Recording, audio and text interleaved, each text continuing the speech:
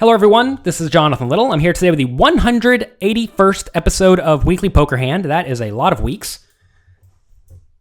I don't even know if anyone's still here listening to me, but hopefully you are. If you are, let me know on Twitter, at Jonathan Little.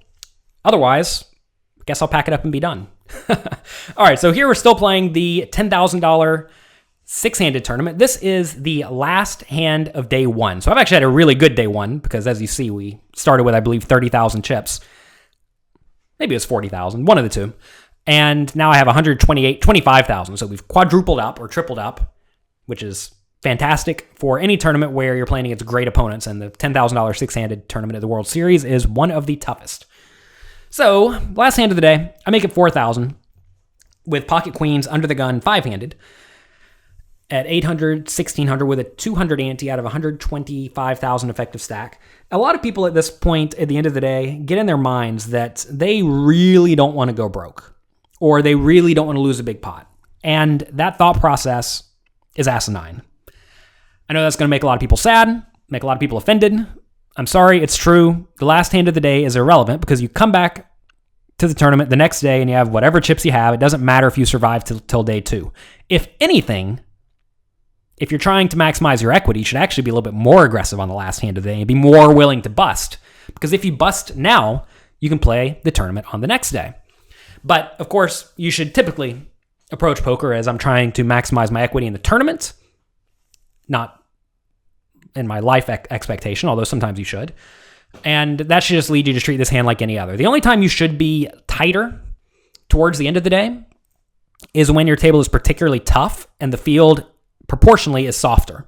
Because, like, let's say you have a 9 out of 10 toughness table, but the average toughness in the field is, like, let's say a 5 out of 10. So you're at a 9 out of 10 in terms of toughness, but the average is 5 out of 10. Well, when you redraw tomorrow, you'll have a 5 out of 10 on average, whereas here we have a 9 out of 10, and that should lead you to play tighter. Or at least just try to not make any sort of big blunder. All right, so anyway, I don't really care about making day two or any of that. So here I raised to 4,000. A loose aggressive kid in the small blind makes it 12,500, which is great. I'm loving my hand with pocket queens. We are playing about 80 big blinds deep with this player. So can we profitably get it all in? And I would say we usually can. And if I was out of position in this hand, I would just get it all in. I would make it 37,000, 40,000, something like that. However, given we're in position, I think we need to call. If you play around with a lot of the Game Theory Optimal poker solvers, you will see that from in position, they're much more inclined to call with hands that are not aces, kings, and ace-king. And that's just because you're going to be able to play reasonably well. As opposed to the previous episode of Weekly Poker Hand where we had tens out of position, here we have queens in position. So it's just a hand that's easier to get to the showdown with, and I'm going to be in position. So here I definitely should call, whereas in the previous episode, go back and watch or listen to that if you have not already, I should have been more inclined to re-raise. And if I had queens in the last episode, I probably would have re-raised and got it in, but I thought tens were probably just a hair too weak. So anyway, I like calling here, but I could certainly see re-raising being perfectly fine against really anyone besides the tightest opponents, and certainly we're not against the tightest opponents in a $10,000 tough tournament. So flop comes 10-5-3, two diamonds. I have the queen of diamonds. This is a great flop. I realistically only lose to pocket tens, which may not even 3-bet me. Maybe fives and threes, which may not 3-bet me. So, I mean, aces and kings as well, but we're loving this spot. We beat almost everything. So I'm certainly not folding. Should I raise? This is something I haven't really worked into my game. I have been watching some of the best players in the world, people who I respect, raising in this spot. And if they raise in the spot, they're just going with their hand, which may seem a little bit crazy. But what it amounts to is if your opponents have a hand like a 10, very often, if you can make them fold a 10 in this spot, that's great for your range. Not when you have queens, but imagine I'm sitting here with king-queen with the king of diamonds. If I can min raise and make my opponent fold a 10, obviously that's just fantastic, right? So if you're going to start working in a lot of bluffs in this spot, you can start raising with many more hands for value to where now your opponent's like fist pump getting in with a 10, and now I can just snap them off my queens. So I have not done a lot of this yet, but I could see raising here and just getting it in being perfectly acceptable. But I think calling is what I would still do today, just because I have not become that confident in the play for all of your money anytime you get anything decent strategy. So I do just call. Pot goes up to 53,000. Turns a jack of spades, which is actually not what I want to see. What I want to see now is my opponent check, but he bets 25,000. So now we actually are playing for stacks. Not saying we're going to raise, but if I call, the pot's going to go up to 100,000. I'm only going to have 75,000 left. And if my opponent goes all in on the river, then we have to call it off, right? I say we have to. We don't necessarily have to, because now we lose to jacks and tens and aces and kings. So we lose to every reasonable pocket pair. We also lose to the jack 10 bluff, which I certainly think a lot of loose aggressive players could have. So it's a pretty nasty spot. That said, a lot of loose aggressive kids, they'll just keep blasting with their ace kings and ace queens here.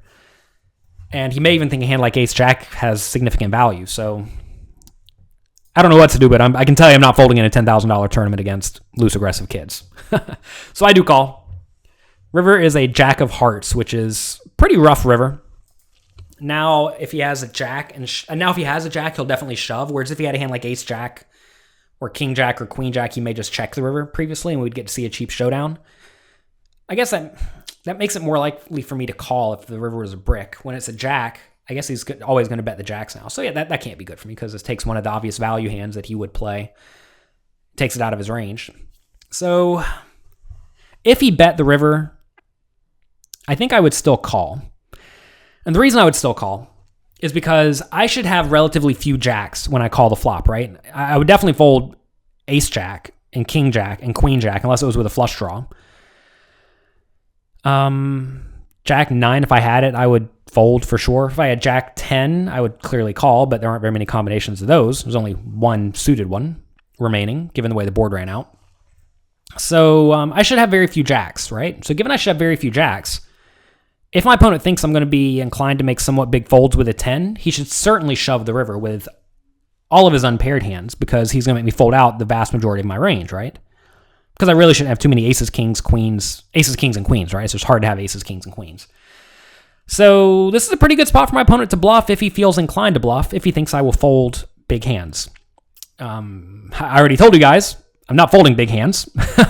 I don't make a habit of folding big hands against good players. And that's just because I know they're capable of bluffing. A lot of good players make a lot of money because their opponents fold too often. So how do you counteract someone who bluffs too often? Well, you call a little bit too often. And this is a good example where I probably would call too often. However, my opponent checks. I'm just going to check behind. There's no value in betting. If he has a 10, he's probably just going to fold. If he has ace king, he's going to fold. If he has ace queen, he's going to fold. So what am I going to get called by? I'm only going to get called by a 10, basically. I mean, even then, he's probably just going to fold a 10. So I definitely think I need to check back. If I had a lot of flush draws in my range, which I probably do, I guess I should be value betting somewhat aggressively, and I just went through the whole analysis, so I don't have too many jacks, and I don't have too many aces, kings, and queens, so I have a lot of 10s. So if I have a lot of... I mean, these queens could be one of the best hands in my range, is basically what I'm saying. So given that's the case, maybe I'm just supposed to value bet if I have any bluffs at all. But I just check, take the passive route, check, and the opponent shows up with 9-8 of hearts. So I think this is definitely a hand he should have bluffed with. It does not block me having ace king or ace queen. It doesn't block any of the flush draws. Notice that I could have a lot of flush draws that got to the river with like ace high that just decide to chicken out and check back, and then I lose. So this hand my opponent has, I think, is about as clear of a bluff as you're going to get. And I think this was definitely a mistake for my opponent. That said, I already told you I'm going to call with this hand, so he would have doubled me up. So maybe it was just a good no bluff against me. And if you know your opponent's a calling station, which maybe he does, he should be more inclined to not take all of the bluffs that he can take. And, if your opponent's a super calling station, I don't think I'm quite there. Like, I'm not calling with ace king, right? But if your opponent's a super calling station, maybe you're supposed to take no bluffing spots and instead just go for really thin value with like pocket 7s or any 10 for sure. So I don't think my opponents are thinking I really need to make some hyper adjustment to Jonathan Little because they think he's a fish. But maybe they are making adjustments like, okay, I tried to bluff twice. When I bet twice, he typically has something reasonable. And if he has something reasonable, he's going to be less inclined to fold. But I can promise you here, I'm going to have some busted flush draws. And imagine if I have ace 4 of diamonds in this spot. If he bets the river, I'm just going to fold, right? If I have ace king of diamonds, ace queen of diamonds, I'm going to fold. If I floated the flop and the turn with ace king or ace queen, just getting a little frisky, I'm going to fold. If I have a hand like 10-9 suited and he jams the river, it sure is unfortunate. I don't know if I'm going to fold, but It's unfortunate, right? So I think this is a pretty great hand for my opponent to bluff, and he did not do it. So it's actually bad for me because I was going to call him this time, but I just really want to highlight this hand because this is a spot where you kind of have to go for it. If you're going to take this line, if you're going to be playing aggressively like this from out of position, when you find spots where you have the essential nut low and you don't block any of the draws, and also a lot of my range is somewhat capped, although it's not really that capped, I guess, because I would just call the flop with sets. But if you think your opponent's range is anywhere near capped, you just have to go for it in this spot. So that's going to be it for this episode of Weekly Poker Hand. I want to thank you all for being here. Make sure you follow me on Twitter at Jonathan Little. I'm not sure if anyone listens to this podcast anymore. So if you do, let me know on Twitter. And if you listen on iTunes, please give a review. That would be very beneficial to me so that other people can find the podcast. And, leave a review wherever you listen to it. Thank you very much, and I'll talk to you next time.